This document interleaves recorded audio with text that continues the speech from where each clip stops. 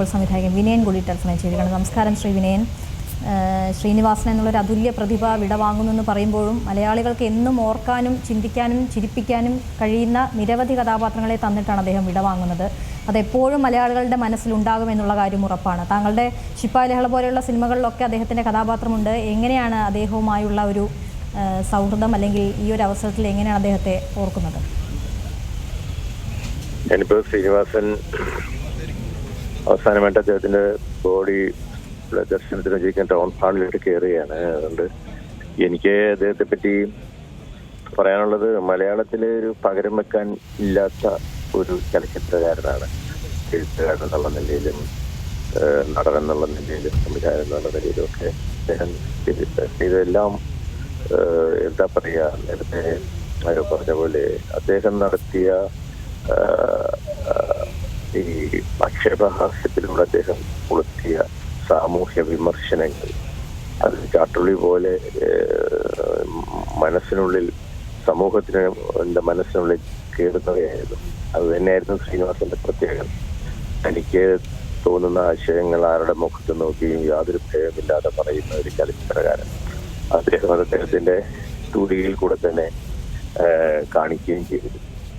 ഞാൻ 1995 ശിപ്പായി ലഹള എന്ന ചിത്രം ചെയ്യുന്ന അതിന്റെ തിരക്കഥ കഴിയുന്ന സമയത്താണ് അദ്ദേഹമായിട്ട് അടുക്കുന്നത്.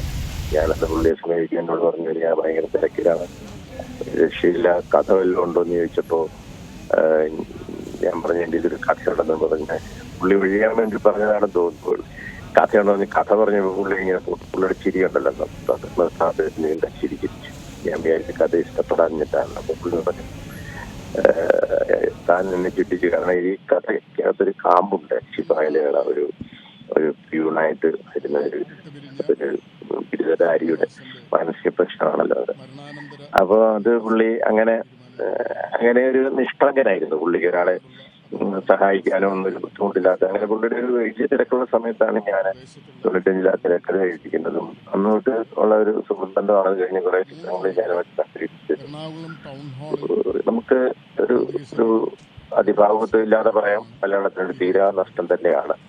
അദ്ദേഹത്തിന്റെ സാമൂഹ്യ വിമർശനവും അദ്ദേഹം സിനിമകളിൽ ചെയ്തിരിക്കുന്ന, ഇപ്പൊ എത്രയോ വർഷങ്ങൾക്ക് മുമ്പ് ചെയ്ത സന്ദേശമൊക്കെ ഇപ്പോഴും എല്ലാ ദിവസങ്ങളിലും നമ്മൾ ചാനൽ ചർച്ചകളിൽ പലരും കോട്ട് ചെയ്യുന്നു എന്ന് പറയുമ്പോൾ ശ്രീനിവാസന്റെ തൂലികയുടെ പ്രസക്തി അവിടെയാണ് നമ്മൾ കാണുന്നത്. ഒരു തീരാനഷ്ടമാണ്. ഞാൻ ഇങ്ങോട്ട് ഈ ടൗൺ ഹാളിലോട്ട് കയറുകയാണ്. എല്ലാ എന്താ പറയുക, അദ്ദേഹത്തിന്റെ കുടുംബത്തിന്റെ ദുഃഖത്തിലും ഒക്കെ ഞാൻ പങ്കുചേരുന്നു കേട്ടോ. ഓക്കെ.